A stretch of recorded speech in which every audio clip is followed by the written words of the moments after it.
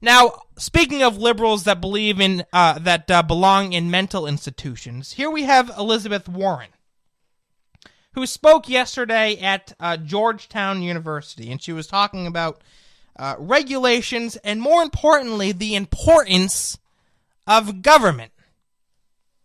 You know, there's a lot of leftists I can't stand, folks, but Elizabeth Warren, I think she takes the cake. I really do. She is, she's right below Hillary Clinton for me. I can't stand this woman. I cannot stand this woman. Here she is at Georgetown. Listen, cut one. Back in 2016, candidate Trump made big promises. Promises to drain the swamp. Promises. All right, can I ask you a question? Why does she always sound like, when she gives these speeches and so forth, why does she always sound like she's reading a picture book in front of a class of first graders? Can someone answer that question for me? It's so weird.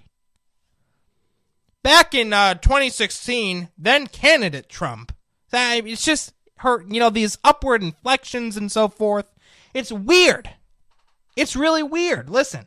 Back in 2016, candidate Trump made big promises. Made big promises. Can't you hear someone reading to a bunch of first or second graders in that voice? He made big promises, kids. Promises to drain the swamp. Promises to fight for working people. Promises to ignore lobbyists. Promises to stand up to Wall Street. Well, it is clear now that those promises were just part of the scam. A scam that has paid off handsomely. All right, no one was a bigger scam than Barack Obama. Barack Obama, who promised hope and change, and actually delivered a lack of hope and bad change. Barack Obama was a scam. Just like your party, Elizabeth Warren, is a scam. Talking about how you stand up for rights, you stand up for the middle class, you do no such thing. You're a scam. For Wall Street, paid off handsomely for every corporation that can hire an army of lobbyists or drop big money at a nearby Trump hotel. Already with the class warfare crap. They can't help themselves. They cannot help themselves. There's, Elizabeth Warren, Bernie Sanders is another one constantly talking about the corporations, and you got the billionaires, and you got the 1%. It really gets tiring. They absolutely despise these people for nothing. For nothing. Why do you hate the rich? I'll tell you why, folks. It's because they're jealous. That's why. Keep listening. Paid off handsomely for every billionaire or corporate executive who has pocketed part of the $1.5 trillion. You could hear the hate, can't you? Tax giveaway. Paid off big time. But for American families, the payoff still hasn't arrived. Actually, it has, you moron. There's been reports of companies like, there's so many of them, Verizon, I believe AT&T, so many companies out there, lots of banks and so on and so forth, that are now giving bonuses to their employees. Because of Donald Trump's policies, because of these tax cuts. So don't tell me that it's not benefiting anybody, that families aren't feeling the positive effects of Trump's economy. Of course they are. That is a lie that just came out of your damn mouth. And there's more payoff for big corporations as the Trump administration rolls back worker protections. The agenda? Take away overtime from pay from millions of workers. Give me a break. Delay rules to limit workers' exposure to chemicals that cause lung disease and cancer. Stack the National Labor Relations Board with people who have spent their careers busting unions. I'm just going to let her rant. And how about the important environmental protections that protect the health of our families? The one we put in place to make sure that we can drink the water and breathe the air. Well, President Trump started... Yes, because without massive government regulations and mandates coming from unelected bureaucrats, we wouldn't have drinkable water and clean air. Is that the argument that you're really making, Elizabeth Warren? You see, what the liberals like her don't understand is that the American people are starting to see right through this bullcrap.